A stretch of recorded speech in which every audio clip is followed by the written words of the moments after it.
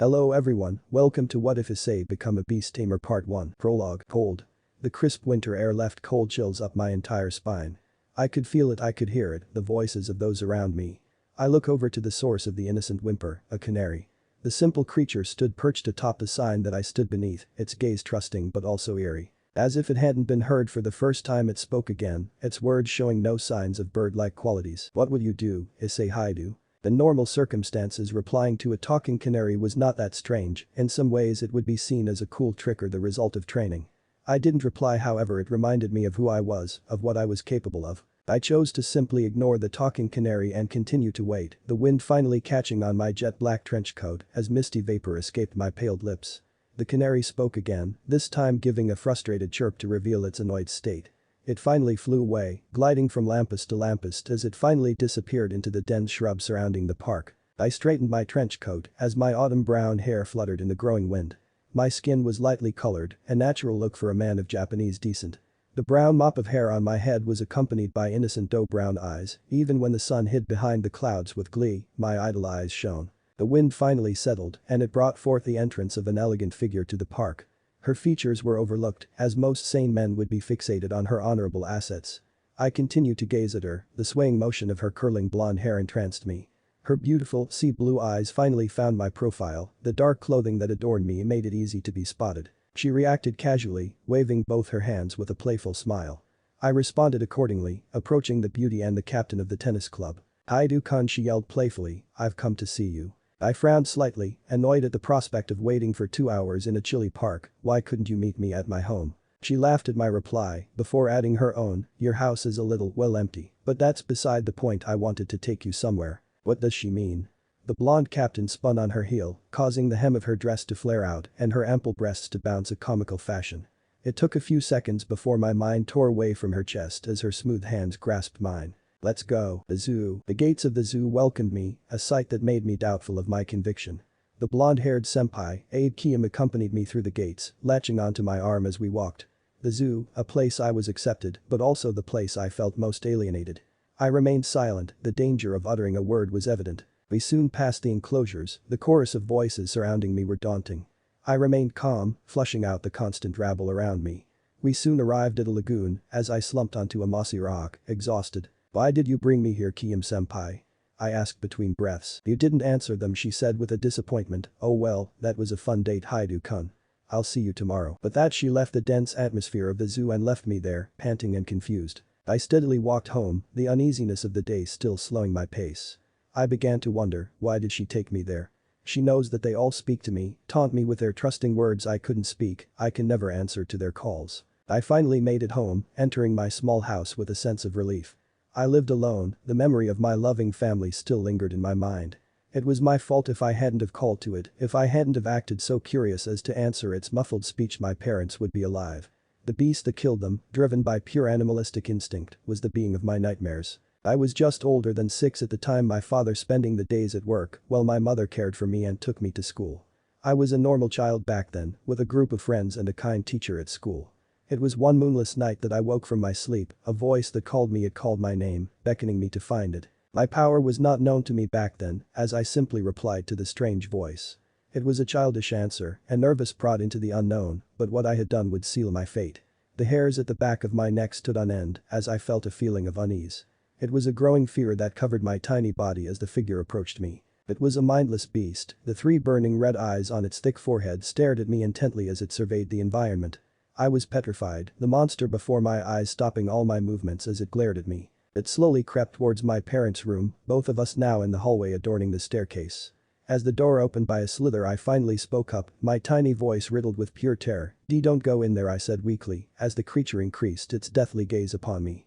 It was when the creature finally entered the cold room that I screamed. I screamed at the sight of my parents mauled and laying lifeless on their collapsed bed, the hideous monster covered in their blood. Screamed and cried, vulnerable, hopeless to stop the monster that ended my happiness.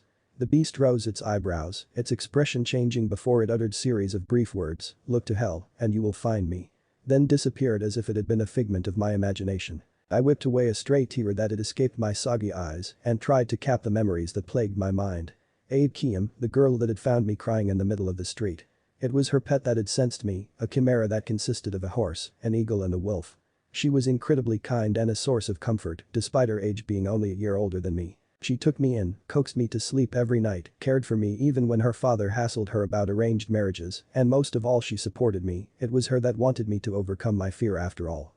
I was beyond grateful to her for that, and as I left middle school, she used a portion of her father's money to buy me my own house, and my high school life began. Chapter 1. I entered the calm atmosphere of the classroom. It was exciting but also frightening.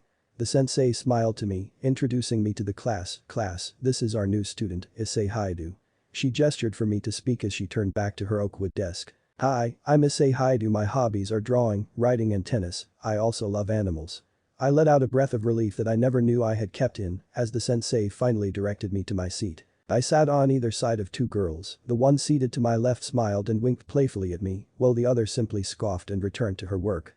I was hard-pressed to find a reason why the entire class stared at me for the remainder of the lesson. Did I have something on my face? Was I acting strange? These thoughts filled my mind as the chimes rang and the first class ended. I stood up from my seat to be confronted by two brown-haired girls and a blonde-haired girl. Where did you come from? What animals do you like? Are you single? Wow, he's cute. I was bombarded by questions and comments from the three girls, while the remainder of the males occupying the room glared at me. I struggled to answer until my arm was yanked away by smooth warm hands. The class was beyond surprised by the action, me being dragged out of the class by none other than the captain of the tennis club. Kiyome-senpai, one of the fangirls shouted. What is she doing with him? Hyoudou-san and Kiyome-senpai. As they entered the hallway I finally caught my breath. Thanks for the save, she smiled and giggled playfully as she shrugged. No problem, I have a favor to ask anyway. I was slightly uneasy at her change in conversation, but nodded. You see, we've discovered this rare creature and… I'm sorry I can't help you, I just can't. I'm sorry, but I'll never call again. I cut her off, already knowing the contents of her request. She was hurt but understanding, as she knew that she had pushed too far. She simply nodded and went off to her next class, leaving me in the hallway with a feeling of guilt. That beast, the creature that still haunts my nightmares, perhaps I'll never forget it, but one day I will end it. I will see justice be done on the creature that stole my family, the beast that ended my childhood. I was mentally kicking myself as I walked home. I really am a bad person. She probably needed my help. I was nearly at the end of the bridge when I heard the sound of light footsteps behind me. I instinctively turned around and my somber eyes met a young girl who now shyly approached me. Her features were distinctive, a perfectly sculpted head of raven hair and beautiful amethyst eyes that shone like the gems themselves. I didn't recognize her, being a new student myself. I didn't have any idea what her uniform belonged to. She confirmed my suspicions when she finally spoke, her nervous tone awakening a lustful hunger in my soul. She bowed respectfully as she spoke, her cheeks becoming a crimson rose and her eyes wavering. Why, you are Hyoudou-issei, right? I nodded, my eyes still betraying my neutral response. She continued, I just want to know, are you dating anyone? I remained calm, fighting to contain the excitement that brewed in my mind. I thought for a split second, what would Kiyome-chan think? And no, we aren't dating, so it doesn't matter. She only talks to me when it's something involving beasts or curses. I smiled hopefully and answered meekly with a simple no. She instantly smiled, hopeful that her plans would continue without a hitch. I'm a monoyuma. How about Sunday then? She asked, tilting her head cutely. I shrugged my shoulders and answered passively, fine with me, I'll see you this Sunday. With that, she skipped off gleefully, leaving me confused and flustered for the second time today. Sunday came quickly for me, as I soon waited in the shopping district of Kyoto for my beautiful date. The date held little meaning to me, it only being a distraction from the nightmares that still riddled my mind. I flinched strangely as two dogs padded past me in front of their owners. Good, I thought, they never noticed me. Time quickly passed and after half an hour of waiting my date finally arrived. She wore a cute white top that aided in expressing her plump chest. Her black pleated skirt was accompanied by light pink heeled slippers that gave her a skip in her step.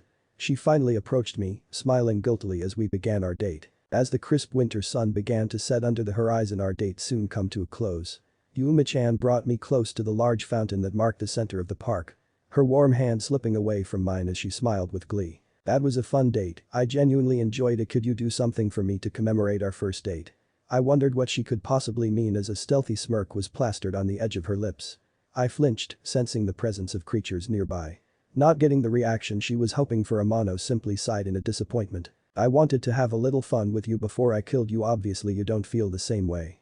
She laughed sadistically as her body was covered in a filthy midnight aura. Suddenly the young disguise she had worn before was erased and her true form was revealed. She now held the appearance of a grown woman, a seductress, now accompanied by a pair of raven wings and a skimpy back S&M outfit. She laughed again as she raised her hand and formed a pale blue spear with a flash of light. I was unfazed however, just confused as to why my life had turned out this way. As she raised her hand I knew my death was inevitable, the cold tip of the spear already claiming its target. So in my last moments of life I called for help, I yelled at the top of my breath for my savior to come. It's no use calling for help, there's no one else in this par. She was cut off by a high-powered beam of golden energy as her grip on the spear loosened and the weapon disappeared. Her face was twisted, as if the act of someone interrupting her kill was a terrible crime. She turned around to search for the source of the attack and her eyes met a team of strange creatures. All were chimeras and smoke fumed from the horn of a dragon chimera as it stepped forward. A bird chimera parted from the group and made its way around them to find me. This is impossible. What are these chimera doing here? Where are their masters or is it his sacred gear? Before she could turn around she was answered by a harsh growl and a series of blasts. She was gravely outnumbered as she soon realized that they were regrouping to flank her. She soon took to the sky, her body twitching with pure rage as she fled. Issei, I will end your life and take the power that sleeps within you. Until then with that she disappeared into the night sky and I fell to the floor, exhausted. It was before a lost consciousness that I heard a soothing female voice, "It's alright, we found you master." Chapter 2, Asp. I woke up to a pair of gleaming yellow eyes. I inhaled, prepared to scream, before a hand cupped my mouth and silenced me. I opened my eyes once more and gazed curiously at my captor. It was a creature that combined many forms of beasts into its body. I couldn't help but stare at its elegance, the power it represented. The creature bore a lion's head, not holding its usual color, but taking a darkened pitch. The skin from its neck to its forelegs was sharp and scaly, its wide body, equal in size to a Komodo dragon. Finally, the remainder of its glorious frame consisted of feathers ranging in size and color. The lion chimera raised its head, as if it was about to strike with its razor-sharp talons. It instead muffled a laugh through its damp nostrils. It finally rolled onto its belly, releasing me and bursting into laughter. Your face. Hahaha, that was priceless. I now sat up, confused at why the strange creature didn't kill me. I remained silent, still gazing at the miracle of nature before me. The lion frowned slightly, its deep voice sheltering worry, "My name is Mortis. I only know you by one name, but it seems you don't recognize me." The creature continued to fret, "My indispensable comrade, that is what you labeled me. Was I not lovable enough? I know that you adored Kappa greatly," the strange beast continued to mutter as it wondered why I didn't reply. I felt guilty for remaining silent, although another part of me didn't want to acknowledge the strange being. It was when that short little sentence was spoken that my interest was piqued. "She's better off with the devils." My expression changed instantly, that one term devil drew my attention. "Look to hell and you will find me." I recited that phrase in my head over and over. "Hell devil my family." It was then that I finally spoke, breaking the vow I had held for many years and uttering my words with more conviction than ever before. "Take me to the devils." The lion chimera smirked curiously, "So, you finally speak, your wish is mine to bear, master." The glorious beast bowed before me, its entire body looking down and signifying its loyalty to me. I finally got a glimpse of the area around me, the high ceiling and bright moonlight bursting through the gaps in the structure. It was a warehouse, but a large space of it was filled with frightening remains of its previous occupants. Mortis looked to me with pity, breaking the ice with a simple explanation. "We had a little problem with some strays, we dealt with them." He finished coldly, as I looked to him, perplexed. "Strays?" My loyal servant shook his head in disgust. "They are pitiful devils who run from or kill their masters in order to fulfill their selfish wishes." He continued to shake his head, as if the word left a bad taste in his mouth. "Why does Satan betray his master?" The lion laughed hoarsely. "Hahaha, the devils signify a Singe race, the name Satan belongs to the current Mao. Let me explain, there are 3 factions that each call a dimension their home. First there is the angels, creations of God that live in the heavens. Then there are fallen angels, beings that have fallen from grace and make their home in a portion of the underworld. Finally, the ones you seek, the devils, a race which is the center of the 3-way battle between the factions. The devils inhabit the other half of hell and are the sworn enemies of fallen." I inhaled the damp oxygen of the warehouse as I let the information sink in. Devils, fallen and angels. The woman that attacked you, or Amano as you called her, was a fallen angel sent to kill you. Someone wishes you to be dead, and not because you can talk to beasts. I coughed sternly and gained the lion's attention. "Mortis, let's go home." As I walked through the gates of Ku Academy, all eyes were on me. I silently stole a look at my left shoulder, which nestled a charcoal black lion cub plushie with cute yellow eyes. I sighed and smiled nervously as waves of girls approached me and questioned me about the doll. For the remainder of the day he stayed in my bag, and when I was finally alone, I pulled him out and slapped him across the face. Ouch. I may be a plushie, but that doesn't mean it doesn't hurt. He raised his button-like paws as I threatened him with another slap. So the devils are here at my school. I recalled Mortis' words when we had arrived home. My school. Where are they? Who are they? I can only sense the presence of two high-class devils and their peerages. One of them is Sona Citri, the student council president, and the other is Ria's Gremory. She leads the occult research club and has an interesting choice in servants if I must say. Sona Citri and Ria's Gremory, I know for a fact that she is using the alias Anishitori. For that reason it may be hard to approach her. Ria's Gremory leads the occult research club and is a devil. If they run this club as a guise, then if I brought something supernatural to them, then they may just accept me. Let's go Mortis to the occult research club. Chapter 3. I stepped forward, soft gusts of wind being the only resistance. I climbed the steps, took a deep breath and entered the old school building with an air of confidence. I soon came upon the oakwood door that read, Occult Research Club. I looked to Mortis, who sat comfortably on my shoulder, then built up the courage to finally knock. The door was opened right away, and I was met by a handsome blonde-haired Bishounen. He wore the standard black blazer and black dress pants, while he looked confused at my arrival. Issei Hyoudou smiled uneasily, but after nodding to someone in the room he brought me in. As the door closed behind me I could sense the life force of a beast, but to my surprise, none were in the room as I briefly scanned it. It was not until I laid my eyes on the small silver-haired first year that I understood why. Taoju Kaneko, the mascot of Ku Academy, sat on a long sofa simply eating sweets while she paid no mind to my entrance. The sound of a chair scraping against the floor caught my attention, and I looked up to the source, seeing the very woman I came to see all along. Ria's Gremory, one of the two great one-samas of Ku Academy and the school's idol. Her alluring crimson hair rested calmly on her back, ending just before her waist. As her caring green-blue eyes cast down on me I felt unveiled under the spotlight like an animal displayed in a petting zoo. But to my surprise she simply smiled and greeted me. "Ah, a student Hyoudou-issei is it?" I nodded and bowed respectfully to the crimson beauty. "So, what brings you to our club?" I smirked and reached for my shoulder to retrieve the one mounting it. "Sorry to use up your precious time, but I have this thing, which is something of great mystery to me. I'd like you to have a look at it." She raised an eyebrow as I handed her the plushie. The instant her palms grazed the dark fur it boiled and burst, tearing the fabric with tiny eruptions of energy. I grinned again as the transformation ended, then changed my expression when her confused gaze fell upon me. "Well, you certainly have something interesting here." Between her palms was a multicolored cube which glowed with a faint green mist and rotated at a steady pace in her hands. I merely acted ignorant for now. What just happened? Was that magic? The crimson-haired devil began to grow uneasy. The danger of revealing the supernatural to a mere high school student was all that occupied her mind. Where did he find this? Just what are his motives, if he has any? Knock knock. The room grew silent as another knock rang on the door. I quickly dispelled the cube while Riaz nodded to Hyoudou, and the lion plushie sat comfortably on my shoulders again. The guest finally entered the room and I was surprised beyond belief at their entrance. "Kiyome-chan," I spluttered. The blonde beauty waved, then barged straight through the poor Hyoudou and tackled me with a bone-wrenching hug. "Issei-kun. I'm so glad you're okay. I didn't want to lose you, and when Fletcher lost your scent I was very worried. Why didn't you tell me you were alright?" I struggled for words as my childhood friend gave me a guilt trip. I knew she genuinely didn't mind, she was just a tease, but I felt like I had betrayed her, like my date with Amano disowned her trust forever. Almost reading my thoughts, Kiyome spoke in a somber tone. "It's okay that you were with that fallen angel. I don't mind, it's just, make sure you find time to make me happy too."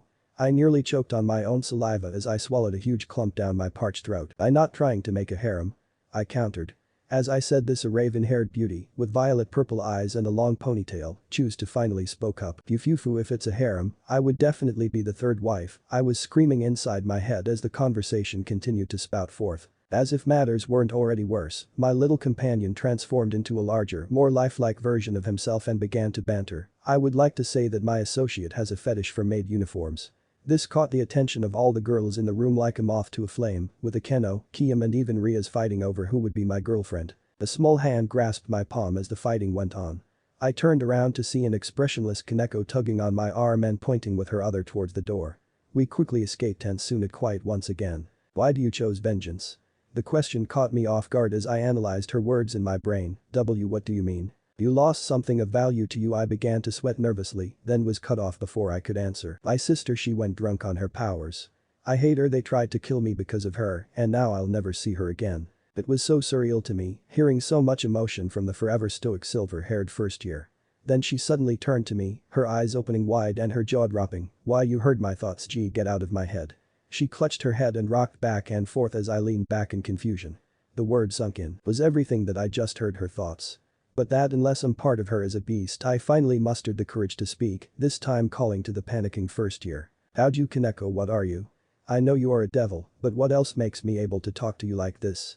Her expression changed from fear to confusion as she scanned for the voice that spoke, her eyes finally caught on me, and I could spot a slight red rising to her cheeks before she got up and fled. I finally entered the room to find chaos. Kiyome had Akeno's head pinned to the table, while Akeno held a sphere of bright yellow electricity in her hand, pointed at Ria's. The girl in question had a desperate look on her face and held two blobs of crimson energy in each hand like a pom-pom. It was a three-way standoff, which was sadly interrupted by Kiba unsheathing his sword and gathering their attention. At the sight of me they all straightened up as Kaneko wandered back into the room, not looking up at me as she sat down. I coughed, signaling I wanted to speak, and exhaled, I know your secret now, I need your help. Ria's was genuinely confused, she was expecting a mere high schooler to start shouting and carrying on. I stared deep into her eyes, causing her to blush when hers met mine. I grunted in frustration, so it's not devil part in her, I wonder what she really is. As I kept thinking like this, I saw Kiyome's face light up as if she had remembered something important. Oh. I remember why I was here. She picked up a box that she had placed down earlier and handed it to Ria's, who was still blushing slightly from before. Thank you, was all she uttered. After a short while, the crimson-haired devil got to her senses and followed up on my earlier request. So what is it you ask of us, even knowing we are devils? I looked to the side, devil's hell. They are my only leads to finding that creature and its master. I must avenge the death of my parents. Even if I have to die and go to hell. I will fight the beast that murdered my family. Everyone was silent, the room taking on a dense atmosphere. I continued, I need your help, please take me to the underworld. Ria smirked slightly at this, while Kiyome looked at me with compassion in her eyes. She soon stood by my side as the devils all gathered on the other side of the room. Ria's nodded her head. I accept your request, but we will make it a contract. Under the name of the Gremory clan, I hereby signify and accept a give and take pact with Hyoudou and my entire peerage. After making her declaration, the floor lit up and a crimson light obstructed my vision. The tall figure appeared from its core, a man with long crimson hair and an impeccable smile across his smug face. The entrance of the man brought the entire room to kneel before him. I choose to remain standing, as did the crimson-haired Ria's as she walked closer to the man. She was surprised to see him. Oh, Ani-sama. What are you doing here? He laughed honestly, checking on my dear sister. His gaze shifted to me, who didn't acknowledge his entrance. His smile didn't falter, however, he just winked at me and continued to tease his little sister. So you are all devils? I stated more than asked. Correct, in particular I am the Lucifer and currently hold the title of Satan, the Crimson Lord replied calmly. I looked at Kaneko, while directing the question towards Ria's. Tell me, my ability is to simply communicate with beasts and other creatures. Why could I sense this girl's inner thoughts when she is a devil? This question was met by a tear from Kaneko and a stern look from Ria's. Before either of them could say anything, I raised my hand, a memory from the past I see. I won't touch up on this subject without permission from Kaneko-chan. Now can we go on with the details of this contract, Ria's? Chapter 4. I walked home from the meeting with a sense of relief and shaky knees. Wow, I just sweet-talked Santon into letting me come to the underworld and all I have to do is sever an arranged marriage. I was briskly treading across the clay pavement, a skip in my step and a charcoal black lion plushie clinging to my arm for dear life. I decided to ask him a question as we neared the bridge that led to my apartment. Mortis, he snoozed lazily. Mortis. What yawn is it, master? Dragons. I groaned in response, while elsewhere a purple western dragon sneezed. This, razor guy. He is engaged to Ria's and apparently he is a phoenix. What the hell is that supposed to mean? The lion plushie stood up straight, adorning a serious expression. Is he really going to do this every time he explains something? Yes I am. Get out of my head. I screamed mentally, then a stern cough caught both our attention. I spun around, my eyes taking in a sight that shocked me once more. An aquatic creature stood before us, a chimera that was made up of a few mammals and many species of fish. I said this because I had no idea what those species were. Its head looked similar to an otter or a seal, with pristine teal-colored fur coating its body all the way down to the base of its neck. The base of his body was made up of a smooth outer cover that could only remind me of a shark or dolphin, while his feet were adapted from a turtle's so they could walk efficiently on land. Finally, its tail was a mess of colors, too many to name and all waving about like streamers at a birthday party. Mortis turned on my shoulder and smiled. Nice of you to join us, Chip, we were discussing about the phoenix. The chimera, now christened Chip, widened his eyes slightly. Do you mean the pure-blood devil clan from the 72 Pillars? Mortis nodded. The very same, by the way. How is Kappa doing? They were both silent for a second before bursting into laughter. She doing just fine. She's pretty much taken over the familiar forest and is probably challenging the Hydra for his territory. This is a nice reunion and all, but I have no idea what you're talking about. They both turned their heads to me, and Chip then clicked his tongue and bowed to me respectfully. Sorry master, I didn't notice your presence, it seems to be less noticeable than before. He trailed off. My name is Chip, at your service. I nodded then bowed to him. My name is Hyoudou, but you'll probably forget it. The turtle chimera tilted his head. What was that? Never mind, you said you have a problem with the Phoenix clan. Shall we launch an attack on their mansion and murder all of their descendants? Mortis laughed wholeheartedly. Master doesn't think that way as of now. Besides, he made a deal with the devils in this area to break an engagement. I sighed, looked to both of my shoulders, a burnt black lion plushie on my left and a teal blue turtle plushie on my right. I pondered what Chip had said before, like the legendary immortal bird, the phoenix. The members of the Phoenix clan share that immortality and affinity for fire, which make them near impossible to defeat. The man you're after, Razor Phoenix, is the next in line to rule the clan and is already competing in the professional rating games. I stopped him. Rating games. The devil's system of peerages runs on the evil pieces. A set of chess pieces that reincarnates them as a devil and imbues the person with the traits of that piece. A rating game is a chance to show off a match using servants as pieces on a chessboard. Chess actually became very popular after the evil pieces system was introduced. I took a deep breath. So you're saying that there is no way to beat this guy and that the devils swindled me? There are a few ways to defeat a phoenix: obliterate them with a powerful attack, mentally destroy them, or both. It was getting dark and I had finally rounded the corner until I heard a slip. Then I turned around, seeing a nun sprawled over and her legs open wide in the textbook panty shot that is so cherished for the 3 seconds it lasted.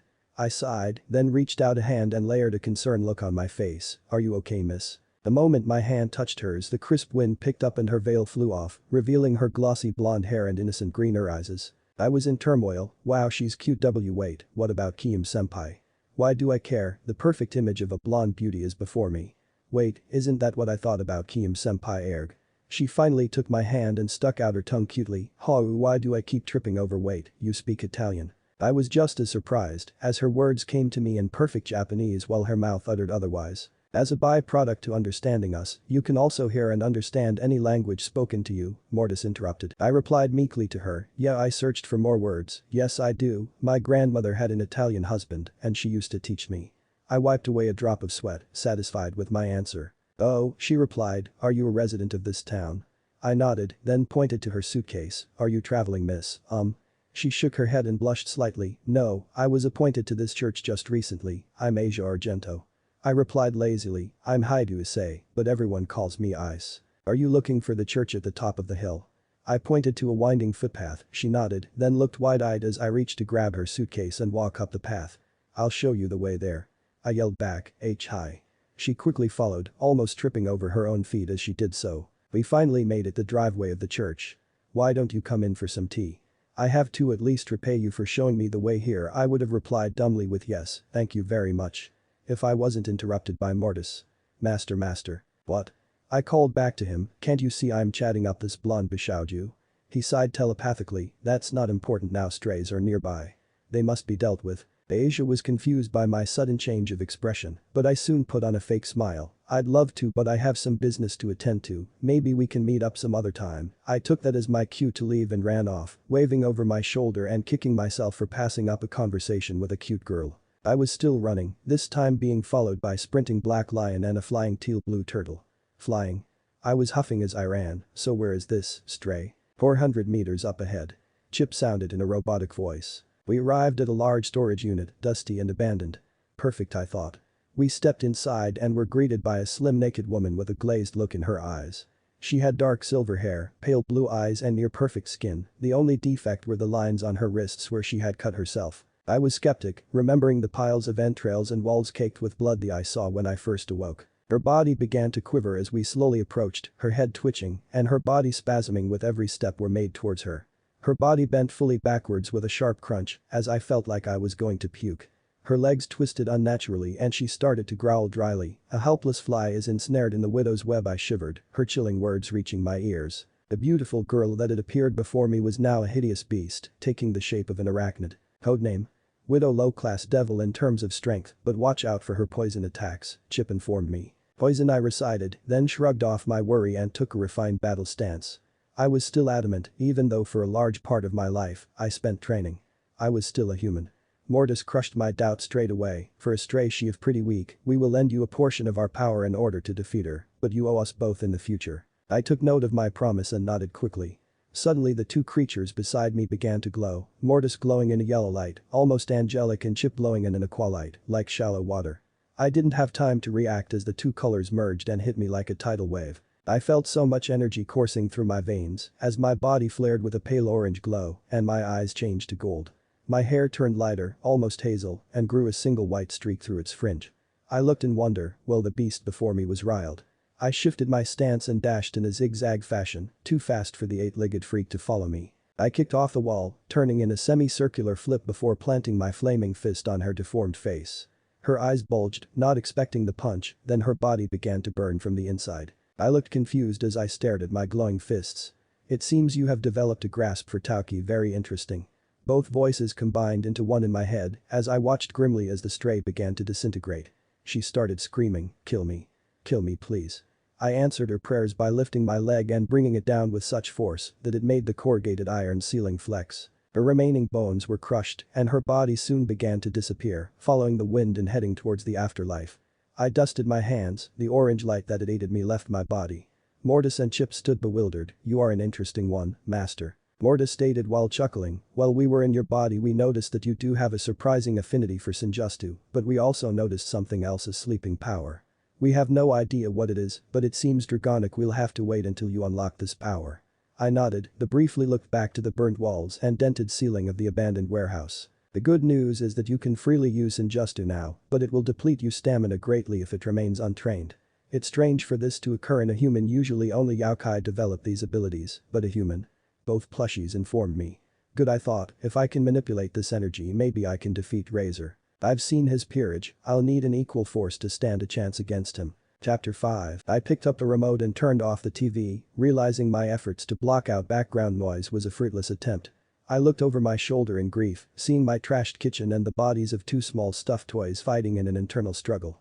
I shook my head and just went to staring at the blank screen until I heard a knock that breached the wall of sound. Shit. I quickly ran to the door, prepared for anyone to enter, but to my surprise, Kiyome-senpai, she poked my nose and giggled. "I told you to call me Kai-chan," she whined. I invited her in, gesturing to the two plushies that were still combating in the kitchen. "This is Mortis and Chip, they're chimeras, but I never actually let them into my house, they just..." My eyes shot wide open and I doubled back. "Oh crap, he's got a flamethrower." We struggled to change direction and run out the house.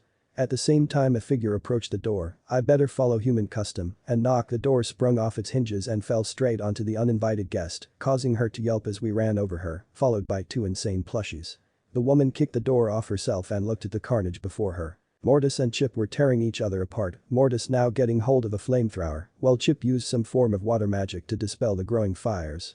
I could only watch, shaking my head in shame as my two servants tried to strangle each other. Kiyome was thrilled, pumping her fists and chanting for the two bloodthirsty chimeras that she had met moments ago. Why can't my life be the slightest bit normal? I was interrupted by a stern cough and looked up to a silver-haired maid who was giving off a very powerful aura. "Greetings, Hyoudou-issei. I am Graphia, the maid for the Gremory family. I am here to talk about..." I silenced her with my finger, which made her growl, but I pointed off into the distance. "We are being watched, they are very close." She nodded, to my surprise sprouting bat wings and flying up to survey the skies. I ran onto the lawn and scooped up the spitting plushies. "Hey." I was going to have at this mother. I slung Mortis over my shoulder, silencing him as I sprinted towards my enemy, followed by Kiyome and Graphia. I rounded the corner of my street and I felt the swarm of auras start to dissipate. An insane voice caught my attention as Mortis kept flailing on my shoulder. "Yo ho Mr. Beast Man, I'm Fried Zelzen.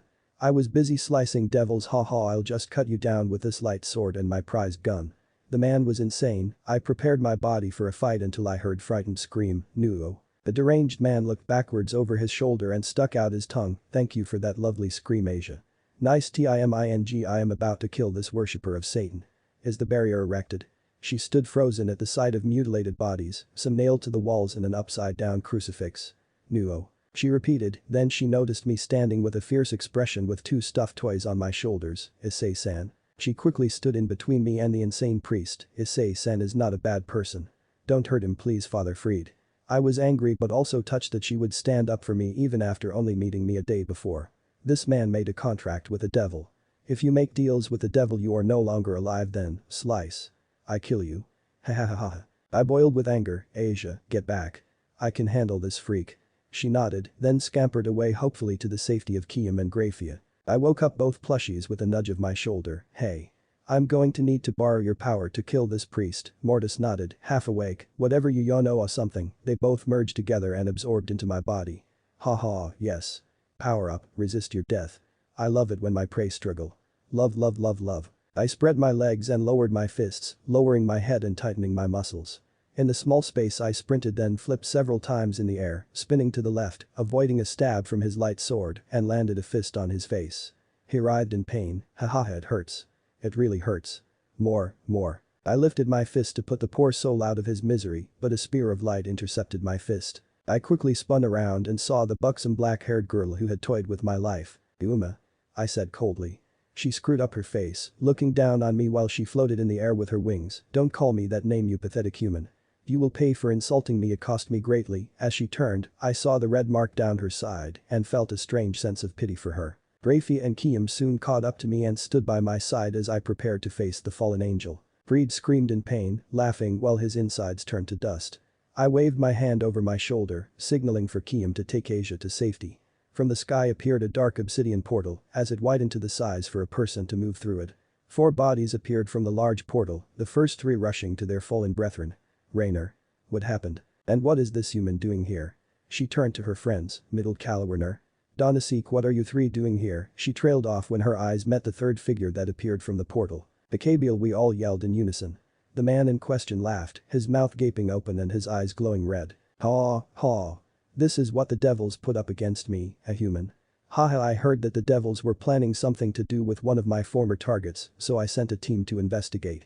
Oh, how disappointing. Bakabiel. I turned around to see Graphia steaming in a fit of rage. Oh, if it isn't the strongest queen. The cadre fallen hinted sarcastically. I stood before the group of fallens, remaining silent, containing my fit of rage, so I could save it for him. Look to hell and you will find me. I shook my head. What is it, human, given up? Are you accepting death? This Issei I cut Bakabiel from his taunt. Shut up, the fallen commander couldn't have been more pissed if you'd laid a dump on his head. How dare you? Kiyome approached me and put a hand on my shoulder. I rejected it. Shut up. You pompous bastard. What gives you any right to decide over life and death? What gives you any right to waltz into the middle of devil territory like your god? My tone was fierce, unbreaking, only adding to my rising rage and powerful aura.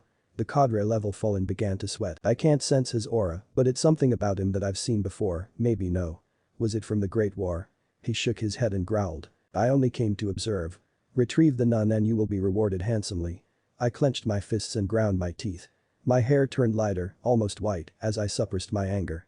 You bastard, my skin turned slightly darker and my eyes morphed from a bright gold to a jade green. See you soon, human. He disappeared into the obsidian portal and a part of my rage subsided. It was then that I dodged a light spear headed right for me. Damn, I've got to save Asia.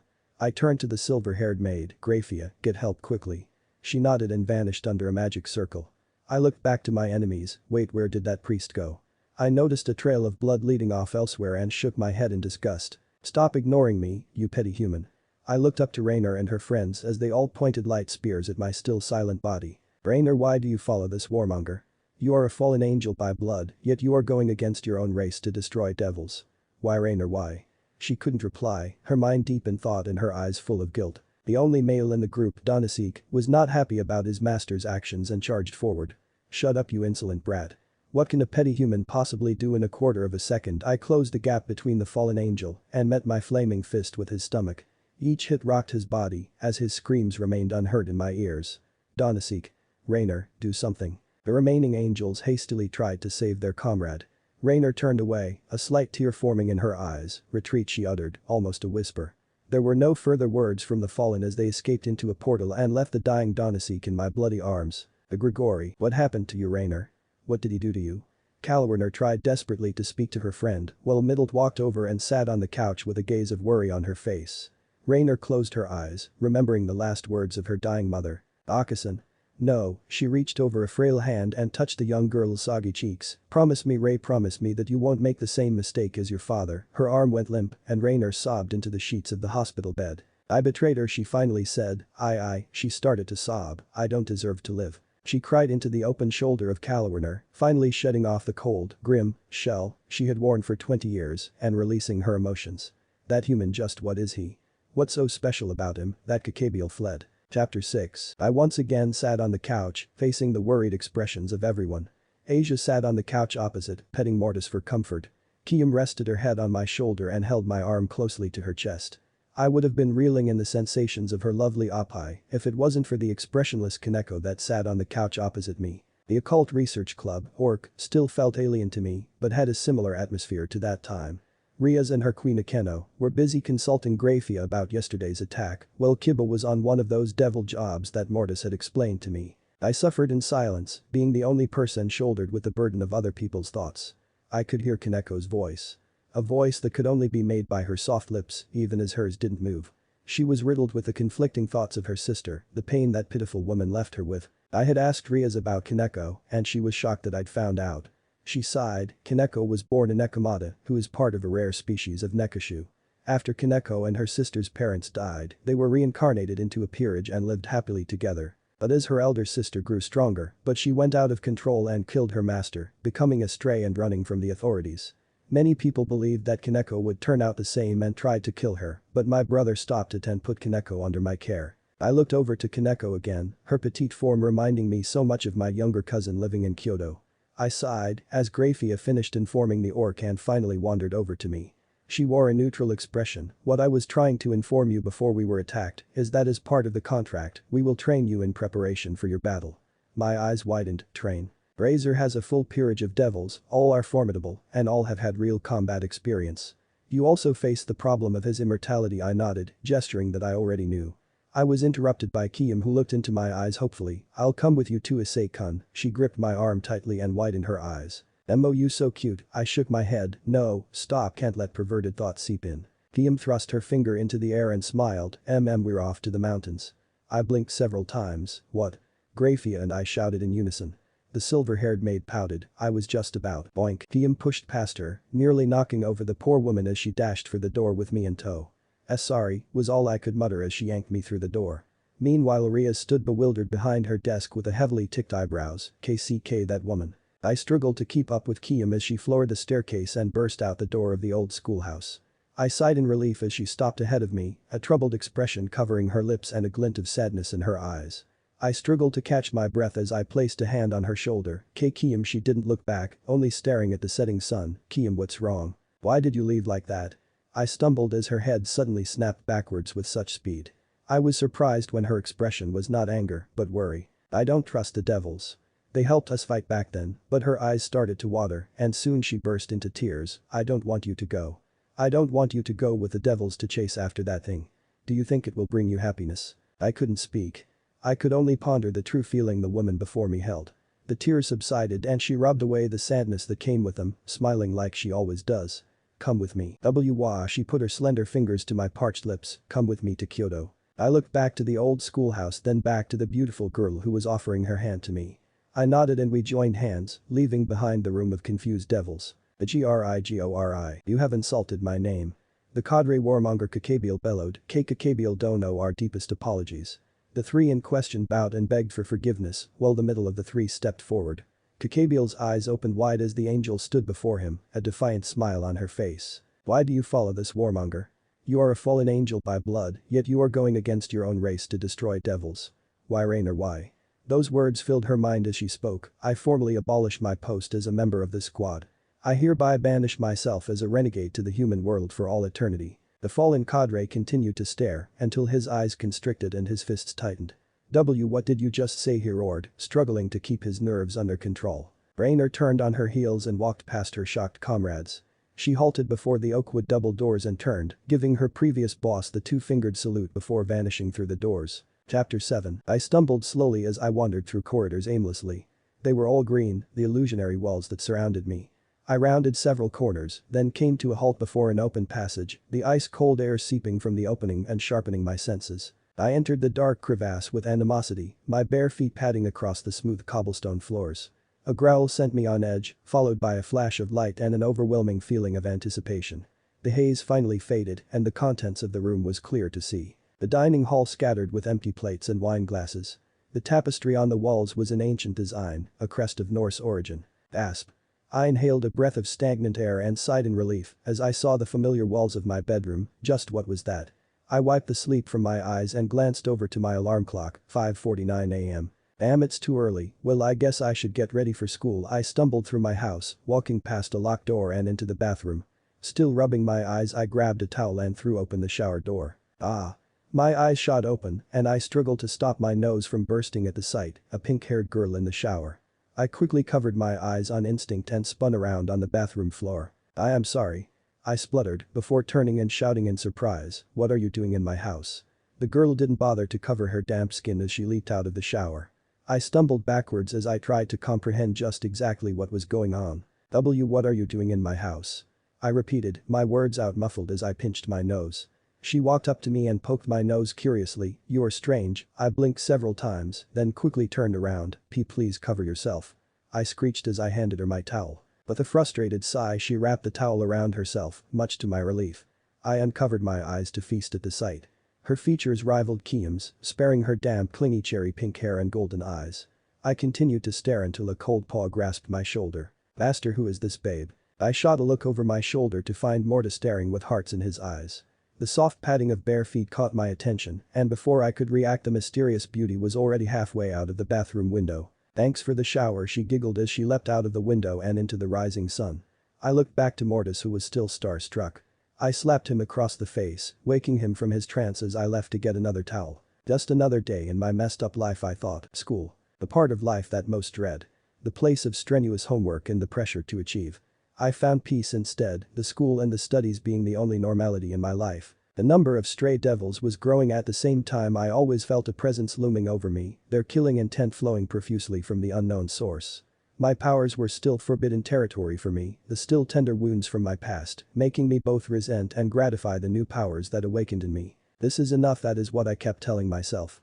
It was enough to deal with the strays that sprouted constantly from under the woodwork. It was enough for me, but the despicable feeling of curiosity still lingered in my mind. I caressed my face and cupped a handful of water to freshen my fatigued face. I looked up into the mirror, looking at my own appearance and measuring its wealth. Pull yourself out of the gutter was all I could think as I turned away from the mirror and plastered a presentable expression on my face. Kiyome was absent today. The tennis club was attending a regional doubles tournament, the winning team moving on to the nationals and eventually playing in the Australian Open. The event was a big thing for her, not surprisingly seeing as the academy had impeccable facilities and top-notch training schedules. I grimaced a little as I passed a set of willow trees in the old school building.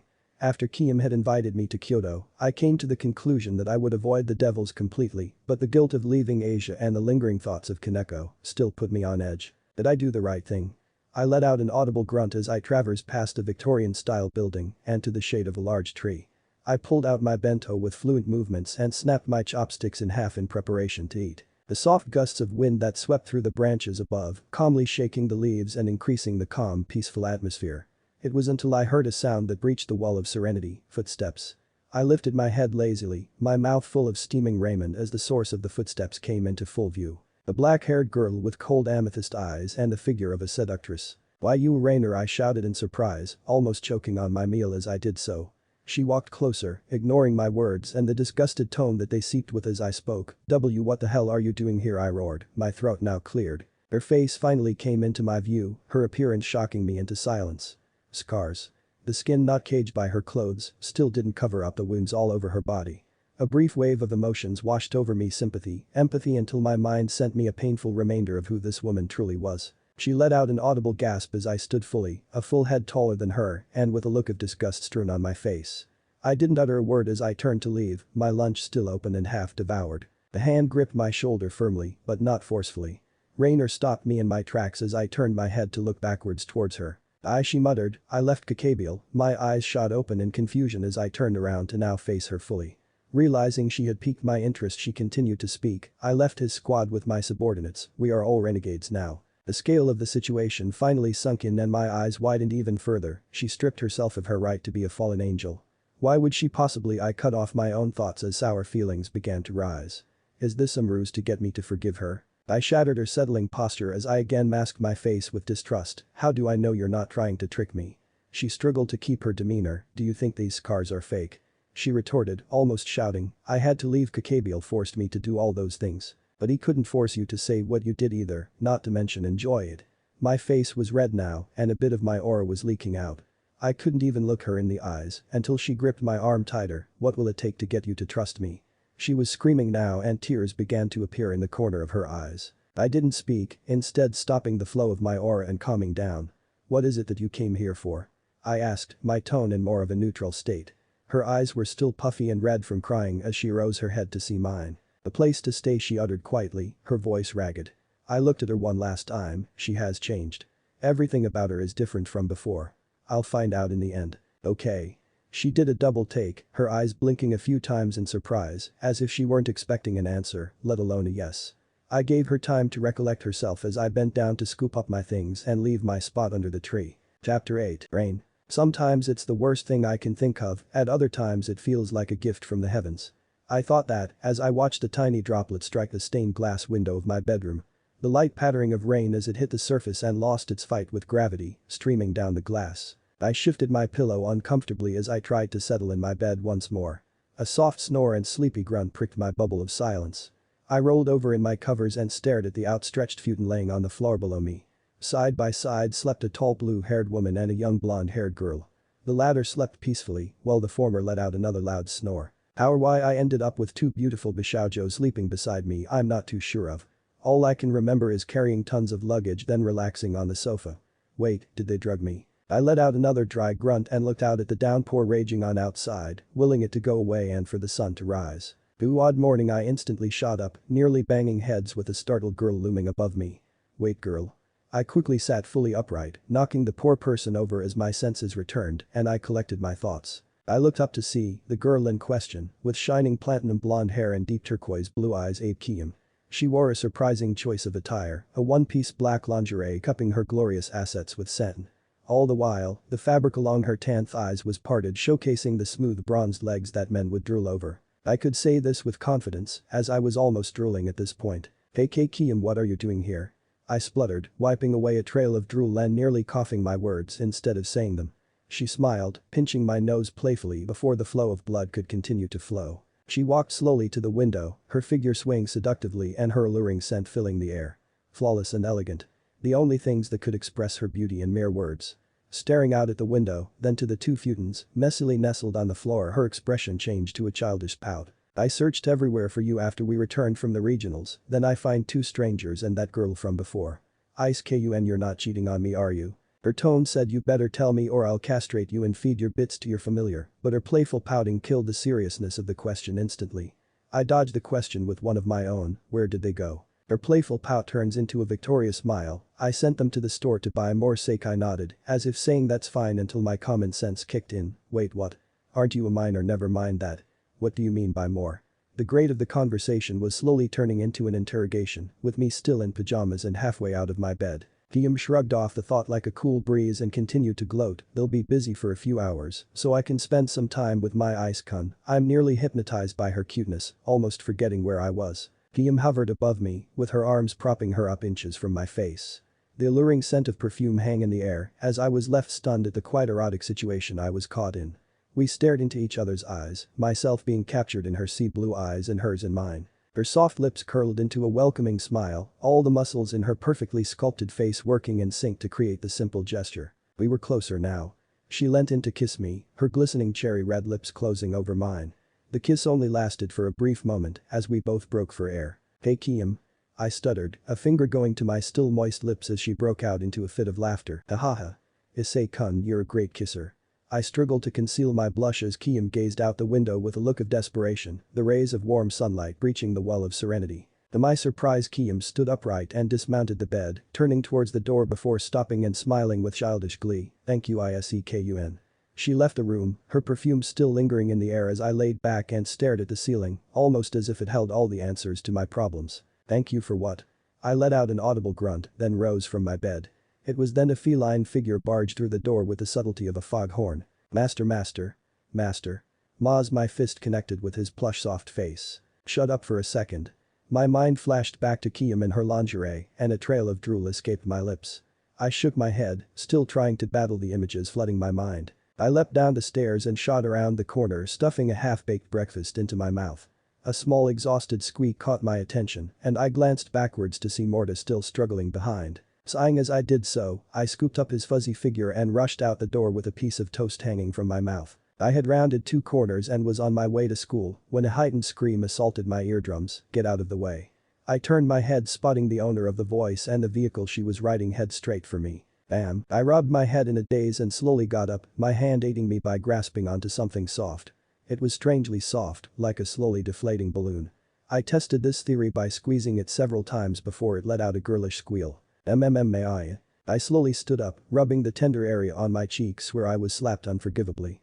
Why does my life have to be so complicated? Increasing my pace, I finally made it to school without any more distractions, or so I thought. What are you doing here? Before me stood 3 beautiful girls. The one to the right was tall, with a mature woman's figure and knee-length blue hair. She stood next to a short girl who looked to be a middle schooler, her first-year uniform being the only evidence against it. Her hair was a sandy blonde, contrasting to Kiyome's platinum blonde hair. Finally, the young girl who stood in the middle was Rainer in her uniform, with a surprisingly cute magenta bow, tying her hair into a mess of bangs framing her face and shoulders. They all stood before me in Kuo uniform and ridiculously short skirts. I mean seriously, why not wear nothing at all? What are you doing here? I repeated, this time in a worried tone. You know that there are devils in this area. I didn't know you cared about us, Issei-kun. I sent Rainer a threatening glare before turning my attention to the old schoolhouse. The weight of my agreement still lingered in my mind. I wasn't like I had sold my soul to them or anything, but yet I still wondered what they would do, what they were capable of. Issei. I snapped out of my thoughts and looked down to Rainer, who had a slightly worried expression. I blinked several times before shaking my head. You spaced out there for a second. Her voice trailed off when her face tightened and her eyes shot open in panic. Her reaction reminded me of a mouse before the sharp metal blade of a trap closed on its head, helpless. I suddenly tensed, slowly craning my neck in an impossible angle to see the figure behind me. Sauna Shitori, or more commonly known in the devil world as Sona Sitri. Her carbon black hair was tied into a traditional bob, with her red-rimmed glasses and violet eyes, only emphasizing in her aura as the student council president. Next to her stood the student council vice president Tsubaki Shinra, a girl with similar attire and characteristic black hair, all the way down to the nape of her knees. She had a slim face and wore blue semi-rimmed glasses, shielding her heterochromatic eyes, one violet-purple and the other a sandy brown from the morning sunlight. I stood bolt upright, like a deer in front of headlights as the pair approached us. I snuck a glance upwards, my gaze firmly pinned to my feet, seeing only the stoic expression that both of them wore. Do they even have souls? I thought absent-mindedly. With a sharp click of her fingers, we all jumped, waiting for our doom. She stopped for a second, whispering something into Tsubaki's ear before continuing on her walk as if nothing happened. I sighed in relief and turned to the 3 people behind me to find that they were gone. The sounds of nature invited me, the light ticking of cicadas like a metronome, a violent thump of the birds above like a drum. It was all so peaceful, a place where time seems to slow down. This was my favorite spot, the spot nestled amongst the trees and away from the rabble of the cafeteria. The light casting exotic shadows on the lush grass below and the side of her. Kiyome, maneuvering the lines of the court and smashing the ball across the clay surface, that was what made this spot worthwhile. She was the only thing in my life that I could cherish, that I could cling onto as the rest of my life sped by. It was as if she wasn't affected by time, that time would never change her. That was what I thought as I opened my bento and unloaded its contents into my lap. Chapter 9. I felt the crisp air touch my skin, the alluring scent that followed the gushing wind as I stood on the edge of the platform. The subway. Not the most glamorous of places, but it would suit fine for its purpose. A strong presence drew my attention. Crimson hair, she's following me. It had been nearly a week since I spoke with Kiyome, during which I had been avoiding the occult research club for as long as I could. I stuffed a black paw into my bag and stepped into the awaiting train, disappearing from my pursuer's line of sight. I exhaled a breath of relief as I looked up to the person sitting alongside me. The phasing light that washed over her only reflected her elegance and grace, her beautiful blonde hair, her teasing eyes and undying smile.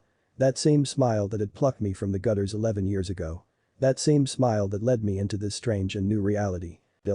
My only regret was that poor girl Asia. I can only hope that she is safe in the devil's hands now.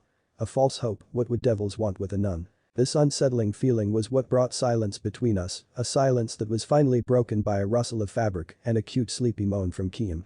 Her head rested softly on my shoulder as the magnetic train sped effortlessly across the changing landscape. Did I deserve this? Did I deserve her attraction? That was my only thought as the train passed a bright blue and white sign. Kyoto, I muttered. This was the place where the constantly flowing spirit energy spilled out of. The place where my cousin moved to when I was 5. How would I confront her? How would I be able to tell her that I was the reason her aunt and uncle were dead? It's not your fault, Issei, Kiyome muttered in her sleep before seamlessly returning to her peaceful slumber.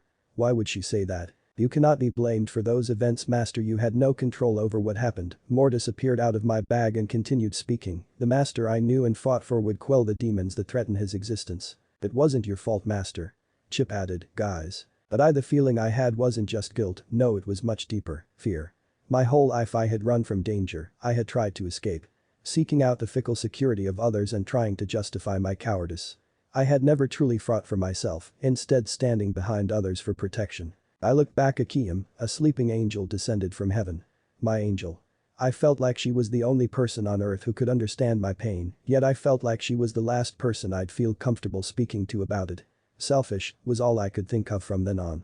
As the train sped into Kyoto and the world of flashing lights was thrust into darkness, the train slowed to a halt and we stepped out into the bustle of Kyoto. The city of Kyoto had a strange air about it, like the city had two faces, a light side and a dark side. I couldn't tell which side I wanted to be on. We climbed the stairs to the surface and were bathed in the afternoon sun, the light glistening off our somber bodies. Suddenly Kiyome's had brushed against mine and I flinched, not expecting her warm touch, until I welcomed her hand and grasped it softly. With one hand grasping my bag strap and the other linked with Kiyome, I trudged onwards. IU Academy Occult Research Club room. The floor groaned as a lonely figure dressed in a cloak treaded carefully along the newly polished floor. The figure finally reached the door labeled Occult Research Club. The figure cautiously reached a hand to knock on the door, but it opened before the hand could touch the wooden surface. The person who opened the door wore a badge that said Akeno Vice President.